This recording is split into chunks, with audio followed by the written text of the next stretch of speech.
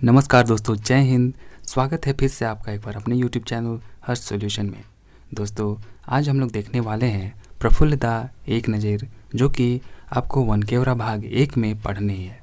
दोस्तों, ये एक निबंध है जो कि डॉक्टर उमेश नंद तिवारी के द्वारा रचित है। दोस्तों, इस कहानी में हम लोग जानेंगे प्रफुल्ल दा के बारे में। ये कौन थे, इनकी शख्सियत कैसी थी और ये झारखंड में स्पेशली इतने क्यों पूजे जाते हैं, इनका इतनी महत्ता क्यों है। तो चलिए आइए जानते हैं हमारे प्रफुल्ल दा के बारे में। दोस्तों, आपसे एक रिक्वेस्ट है, अगर आज आप पहली बार हमारे इस चैनल को विजिट कर रहे हैं तो चैनल को सब्सक्राइब कर बेल आइकन को प्रेस कर लीजिएगा, जिससे आगे आने वाली वीडियोज़ की नोटिफिकेशन आपको मिलेगी और आप किसी भी वीडियो से नहीं चूकेंगे। तो चलिए दोस्तों, आइए देखते हैं आज की निबंध प्रफुल्ल दा एक नज़र। आइज हम अपने मन के एगो ऐसन आदमी कर बारे कुछ बताए कोशिश करत ही जे सही माने में नागपुरी और नागपुरी साहित्य कर प्रेमी तो हइये हैं, संग है नागपुरी साहित्य कर भारतेंदु कहल जा सके ना। देखिए दोस्तों, नागपुरी साहित्य का भारतेंदु कहा जा सकता है। आज हम लोग ऐसे ही किसी शख्सियत के बारे में बात करने वाले हैं, ऐसा लेखक कह रहे हैं।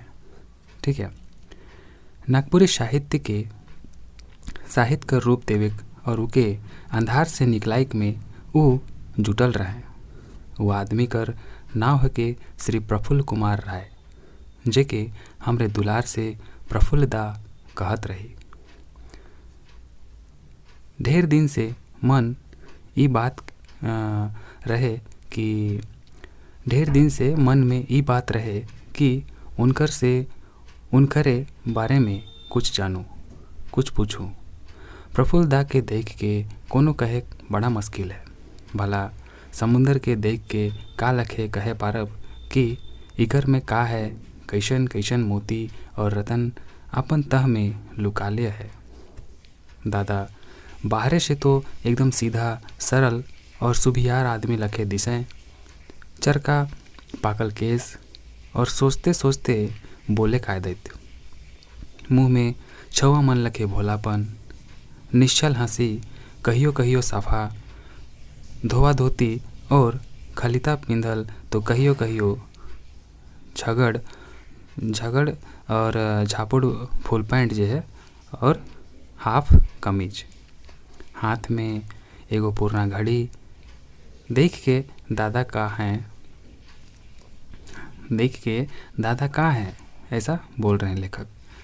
कई सके मुश्किल है, मुदा दादा का है से के नागपुर कर आदमी और नागपुर कर माटी जाने ला, ऐसा लेखक बोल रहे हैं। तो दोस्तों, यहाँ पर प्रफुल्ल दा की एक ऐसी छवि के बारे में लेखक यहाँ पर बता रहे हैं, जो कि बड़ा ही सीधा साधा और भोलापन वाला है उनकी छवि प्रफुल्ल दा की। लेकिन यहाँ पर वो प्रफुल्ल दा की जो तुलना है वो समुद्र से कर रहे हैं और कह रहे हैं कि उनको देख कर के कोई भी ये नहीं बोल सकता है कि वो इतने गुणी और इतने जो महारत व्यक्ति हैं, ऐसा कोई नहीं कह सकता है, क्योंकि वो एकदम सीधे साधे और बड़े ही निश्चल हंसी और एकदम सादा जीवन उच्च विचार रखने वाले इंसान थे, जो कि ना तो ज़्यादा दिखावा में विश्वास रखते थे और ना ही किसी तरीके की कोई छल या फिर दोष उनमें थी। वो बड़ा ही साफ दिल के और बड़ा ही भोला इंसान थे।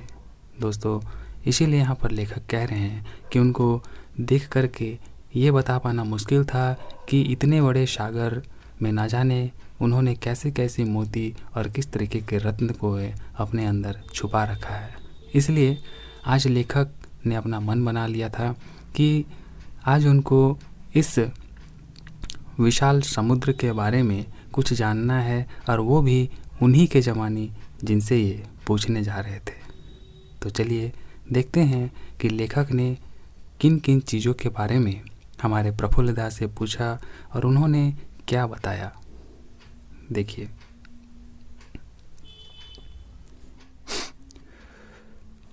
खैर एक दिन हिम्मत करके उनकर घर चल गेली, ऐसा लेखक बोल रहे हैं।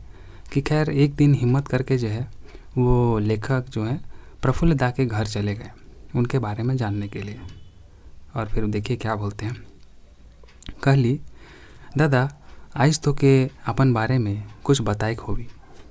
हम दादा से आओ जाओ में गोठियाला काले की एक बरन से उनकर से घरवैया तेर रिश्ता है।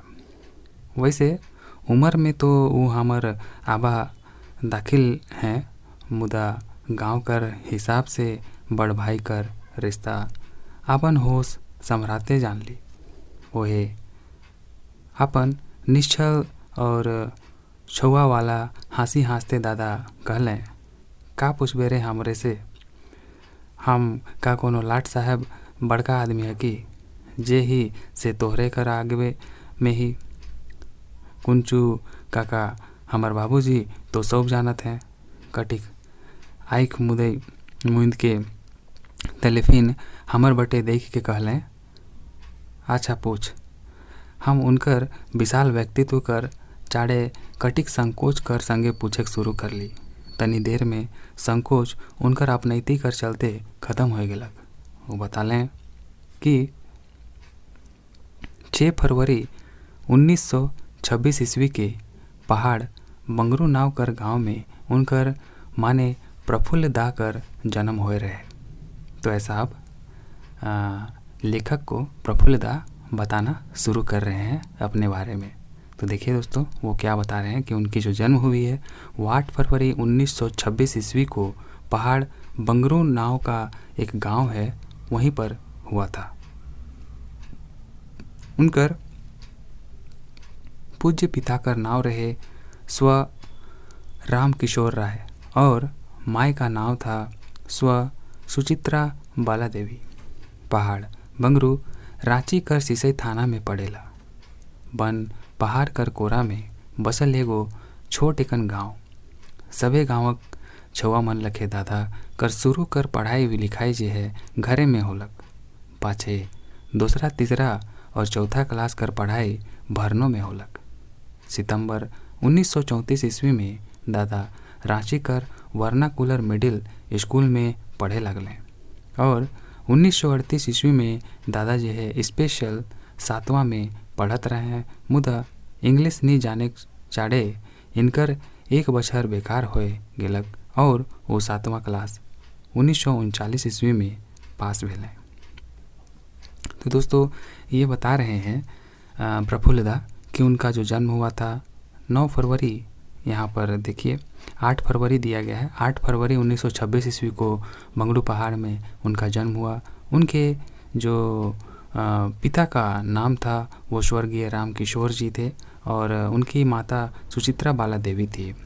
और इनके जो जन्म स्थान है ये पहाड़ बंगरू, ये रांची के सिसई थाना में पड़ता है और वन पहाड़ के इसी कोरा में वो बढ़कर खेल कूद कर बड़े हुए और उनकी जो बचपन की पढ़ाई थी वो यहीं से पूरी हुई। लेकिन बाद में दोस्तों वो दूसरे तीसरे और चौथे क्लास की पढ़ाई करने के लिए भरनों में गए। भरनों जो कि आपको पता है कि इधर से आप रांची से अगर जाते हैं तो रांची के बाद सिसई, माने अगर गुमला से उधर से आते हैं तो सिसई, भरनों, बेड़ो, नगड़ी और उसके बाद आप रांची पहुंचिएगा। तो इनकी जो दूसरी तीसरी और चौथी क्लास की जो पढ़ाई हुई वो आपको भरनों में हो गई। फिर सितंबर 1934 ईस्वी में जो दादा थे प्रफुल्ल दादा, ये रांची के वर्नाकुलर जो है मिडिल स्कूल में पढ़ने लगे।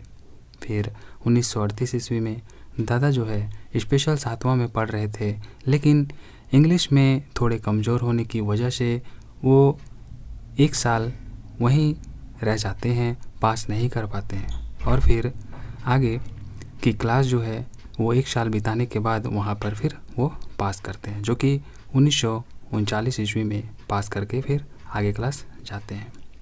तो आइए अब इसके बाद देखते हैं। सन 1940 ईस्वी में दादा कर जिंदगी में बहुत दुख देवा साल रहलक।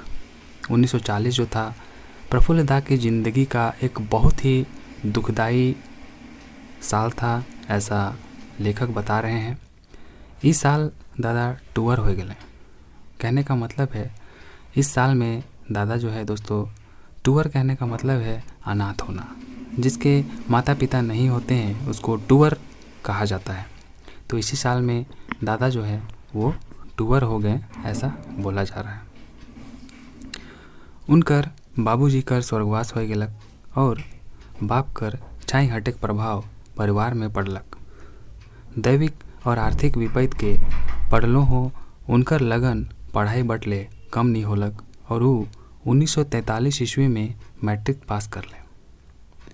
माता पिता का सर से हाथ हट जाने के बावजूद वो अपनी पढ़ाई पर किसी तरीके की कोई असर नहीं पड़ने देते हैं और फिर 1943 ईस्वी में वो मैट्रिक की कक्षा पास करते हैं। पाछे घर कर हालत और से बेरा रांची में आगे कर पढ़ाई ले कोनो साधन नहीं रहे चलते दादा गुमला में इनकम्बर स्टेट कर ऑफिस में किरानी कर काम शुरू कर लें। तो दोस्तों उनकी स्थिति उनके माता पिता के जाने के बाद ख़राब हो गई, जिसकी वजह से वो आगे की पढ़ाई अभी कंटिन्यू नहीं कर पाए और गुमला में इनकम्बर स्टेट की ऑफिस में ही किरानी के काम में वो लग गए। फिर फरवरी 1945 ईस्वी में दादा जो हैं वो देखिए फरवरी 1945 ईस्वी में दादा इनकम्बर स्टेट का नौकरी के छोड़ के कलेक्टरी में जो है प्रोबेशनर कर नौकरी धर लें। फिर 2 बछर पाछे मतलब 2 साल के बाद दिसंबर 1947 ईस्वी में दादा कर बिहा हासी रानी राय संगे होलक। ये सब घर दूरा पर परिवार कर जंजाल रहतो हो इनकर पढ़ाई कर खखैन कम नहीं होलक और रांची में कॉलेज कर पढ़ाई शुरू होते हैं ई आईकॉम में दाखिला ले लें। दोस्तों अब इनकी शादी हो चुकी थी, लेकिन शादी होने के बावजूद पढ़ाई लिखाई में इनका मन बना रहा और फिर बाद में ये अपनी आगे की पढ़ाई आईकॉम की पढ़ाई करने के लिए रांची कॉलेज में दाखिला लेते हैं। फिर देखिए आगे 1953 ईस्वी में बीकॉम पास कर लें। फिर फरवरी 1959 में प्रफुल्ल दा जे हैं NCDC जेके एखन CCL कहल जाएला में सहायक कर नौकरी करे शुरू कर लें। बन गए दादा वही CCL में बड़का ऑफिसर। फिर दोस्तों अपनी पढ़ाई बीकॉम पास करने के बाद वो CCL में एक बड़े ऑफिसर के पद पर नियुक्त किए जाते हैं और एक ऑफिसर बन जाते हैं। तो ये दादा कर एगो साधारण जिंदगी कर परिचय होलक। हमर ये पूछे से कि दादा तुए साहित्य बटे का लखे सोझले, ऐसा पूछते हैं कि तुए साहित्य के मतलब तरफ किस तरीके से आपका ध्यान आया। अब ये पूछ रहे हैं लेखक। तो ये बटे तोर मन का लखे लागलक। दादा कहलें बाबू हम शुरू से सरस्वती, चांद, हंस और कई गो पत्र पत्रिका पढ़त रही। पढ़ते पढ़ते हमार मन साहित्य दने लाग गेलक। दादा आगे कहलें शरत चंद्र, प्रेमचंद्र मनक उपन्यास कहानी मन के पढ़ के हमार मन साहित्य बटे जे है झुकलक। तो प्रफुल्ल दा बोलते हैं दोस्तों कि मेरा मन साहित्य की तरफ ऐसे लगा क्योंकि मैं बहुत सारे पत्र पत्रिका आदि पढ़ा करता था और उन्हीं चीज़ों को, उन्हीं सारी पत्र पत्रिकाओं को पढ़ते पढ़ते मेरा जो रुझान है साहित्य की तरफ लग गया, ऐसा दादा बोल रहे हैं। तो दादा फिर बोलते हैं दादा कर साहित्यिक जिंदगी कर प्रेरणा रहे हिंदी कर महान व्यंग्यकार रचनाकार श्री राधा कृष्ण। उनकर से दादा कर भेंट घाट होवत रहे। उनकर प्रेरणा से दादा लिखे शुरू कर लें। ऐसे इनकर भीतर कर कलाकार जब ई 8वां क्लास में पढ़त रहे सेहे घरी अपन चमक दिखाए रहे। वो इस छोटे उम्र में जीवन समस्या नाव कर एगो रचना लिख रहे हैं जेकर मुद बात ई रहे कि एगो छौआ जे अपन माय संगे रहत रहे, एक दिन पतरा बटे खेलते खेलते गेलक और भुलाए गेलक। ढेर बछर पाछे जब वो घर घुरलक तो ओकर माय मर जाए रहे। वो उम्र में लिखल ई रचना मार्मिक रहे। ओकर में माय कर कल्पना, छौआ कर विभोग कर सुस्पष्ट वर्णन रहे। रचना हिंदी में रहे। नागपुरी में प्रफुल्ल दा बादे लिखे शुरू कर लें और सन 1943 से 48 ईस्वी कर बीच बहुत आत्ममंथन दादा कर लें। नतीजा ई होलक कि इनकर लिखे भूख जोर धरे लागलक। तो यहाँ पर देखिए दोस्तों, ये बचपन में ही एक कहानी लिख चुके थे, जो कि यहाँ पर देखिए बताया गया है कि एक बच्चे और उसकी माँ के बारे में थी। और ये काफ़ी उस वक्त में, क्योंकि प्रफुल्ल दा उस वक्त एक खुद ही बच्चे थे 8 क्लास में, और उस वक्त इस तरीके की कल्पना करके ऐसी सुस्पष्ट तरीके से किसी के बारे में लिखना अपने आप में ही एक बहुत ही बड़ी बात थी। और फिर आगे उनका रुचि जो है इस तरफ बढ़ने लगा और वे देखिए किस तरीके से आगे बढ़े और आज वे एक झारखंड के या फिर भारतेंदु कहे जा सकते हैं, ऐसा लेखक उनके बारे में पहले ही बता चुके हैं। तो चलिए फिर हम लोग आगे देखते हैं दोस्तों कि आगे प्रफुल्ल दा किन किन चीज़ों के बारे में बताते हैं और लेखक किन किन चीज़ों के बारे में उनसे पूछ रहे हैं। दादा के मुताबिक अच्छा लेखक का रचना पढ़े लिखे के लिए बहुत प्रेरित करेला। मतलब बोलते हैं दादा के हिसाब से अगर देखा जाए तो अच्छा लेखक की जो रचना होती है वो पढ़े लिखे के लिए बहुत प्रेरित करेला, ऐसा बोल रहे हैं। हम पूछ ली, अच्छा दादा ये बात बताओ कि आखिर तोय नागपुरिया में लिखे काले शुरू कर ले, हिंदी या और भाषा में काले नहीं। तो लेखक पूछते हैं प्रफुल्ल दा से कि दादा आप नागपुरी भाषा में ही अपनी रचना करना क्यों शुरू किए? आप हिंदी या फिर किसी और भी भाषा में लिख सकते थे, पर आपने नागपुरी भाषा को ही क्यों चुना? तो दादा का चेहरा में एगो अजब किस्म कर गर्व, आत्मसम्मान कर भाव छाए गिलक। जैसे ही ये प्रश्न जो है लेखक प्रफुल्ल दा के सामने रखते हैं तो प्रफुल्ल दा के आँखों में, चेहरे में एक अजीब किस्म की गर्व और आत्मसम्मान की भाव दिखाई देने लगती है, छलकने लगती है। वो कहे शुरू कर लें, यार बाबा माने पंडित योगेंद्रनाथ तिवारी, कुनचू काका माने आनंद किशोर नंदन तिवारी और कई ठो और आदमी मनक बैठकी जमवाड़ा में नागपुरी गीत मन सुन के हमके ई भाखा कर सरसता सरलता तले बन टोंगरी मन में चरवाहा मनक गावे बहुत प्रभावित करलक, ऐसा बोलते हैं। कटिक रुक के भावुक स्वर में दादा कहलें, बाबू जखन हम खूटी में रही से घरी एगो पनेरा आठिन रोज पान खात रही। एक दिन ओकर दुकान बंद देखली, पता लागलक वो अपन देश चल गेलक।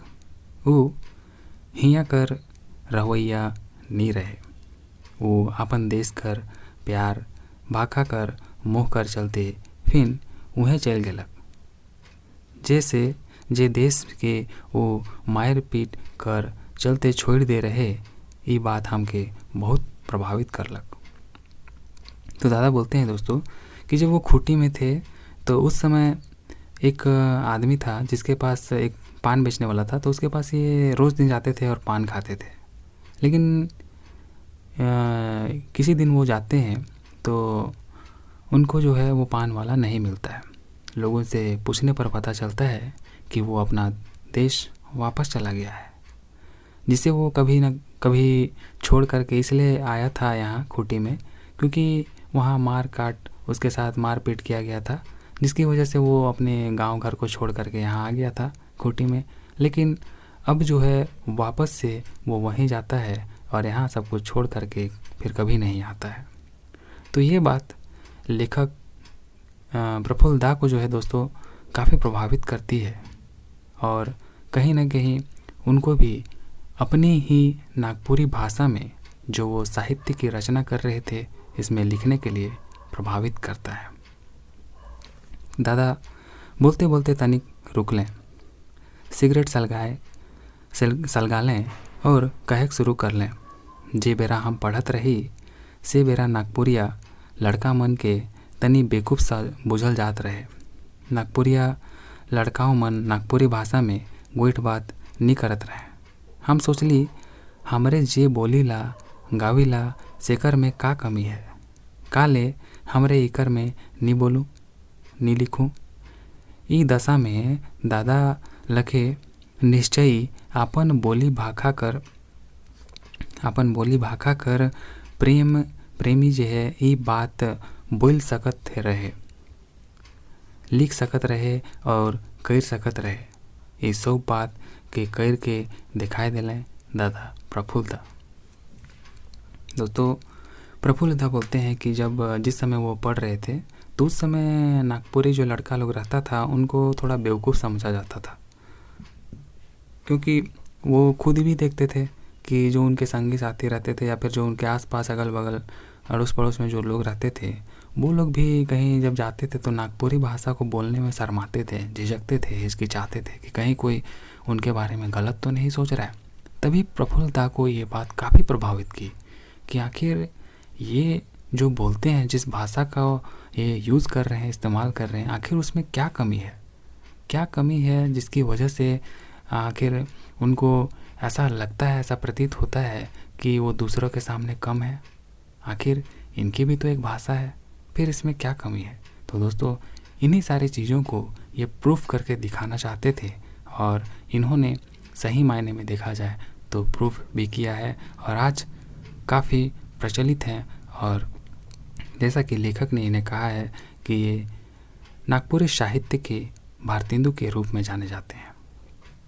आइए दोस्तों देखते हैं आगे।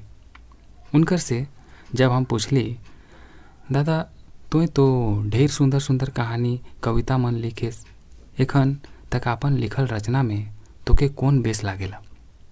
तो दादा हंसलें और कहलें अपन लिखल में हमके सबसे बेस लागेला मुदा हमर जोर दिल बाद उ कटिक सोच के कहलें एक चकता रौद कहानी हमके सबसे बेस बुझाएला।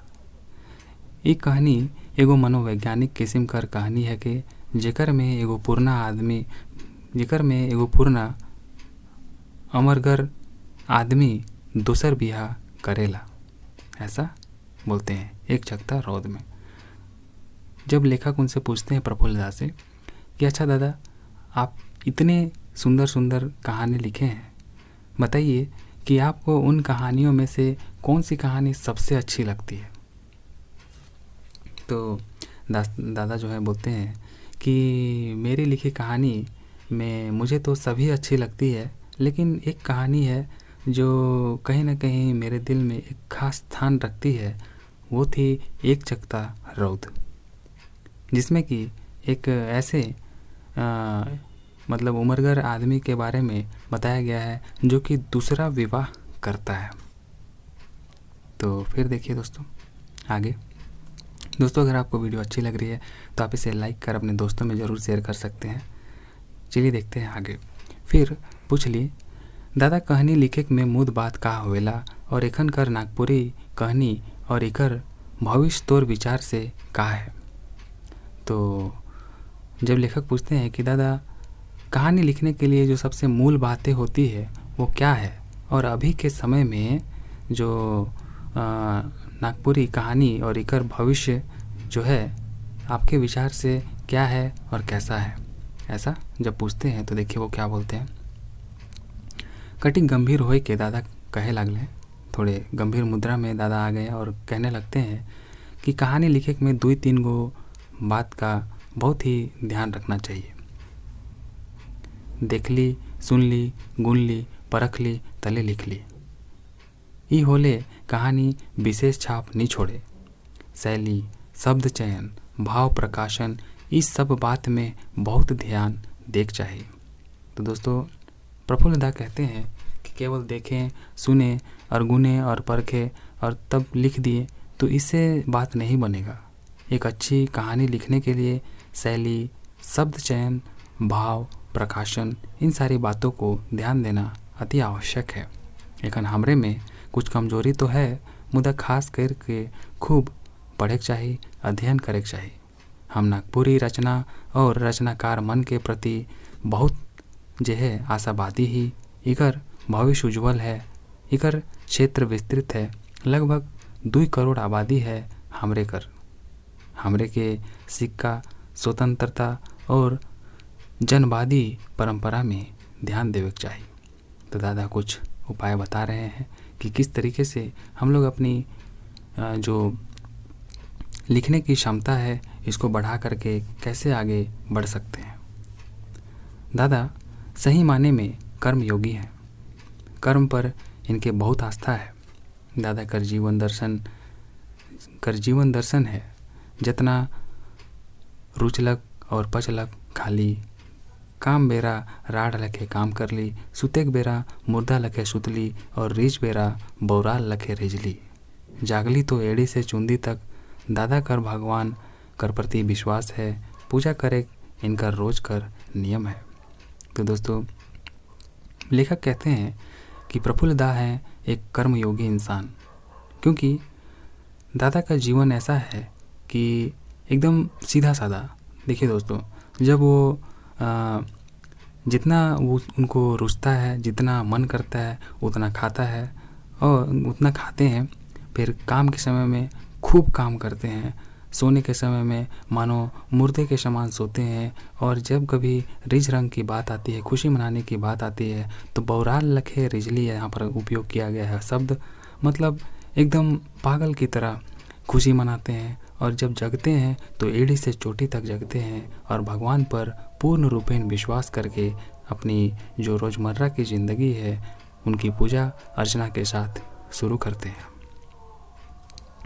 देखिए आगे बोला गया है, दादा का संदेश है हमरे लिए कि मेहनत करे चाहिए, अहंकार से बच के रहे चाहिए, लगन से कोनो काम के करे चाहिए और कर्तव्य कर दने सचेत रहे चाहिए। दादा कर खास आदत है किताब पढ़े और नागपुरी कर विकास ले दिन रात काम करे। भगवान से हमर यह अरज है कि दादा कर आशीर्वाद हमरे के हमेशा मिलते रहो। तो ये थी दोस्तों आज की पूरी कहानी प्रफुल्ल दा एक नज़र। उम्मीद करता हूँ आपको कहानी समझ में आई होगी, निबंध समझ में आई होगी। दोस्तों अगर आपको वीडियो पसंद आई है तो इसे लाइक कर अपने दोस्तों में ज़रूर शेयर कर दीजिए। चलिए दोस्तों मिलते हैं अगले इसी तरीके की किसी वीडियो में। तब तक के लिए टेक केयर। जय हिंद, जय भारत।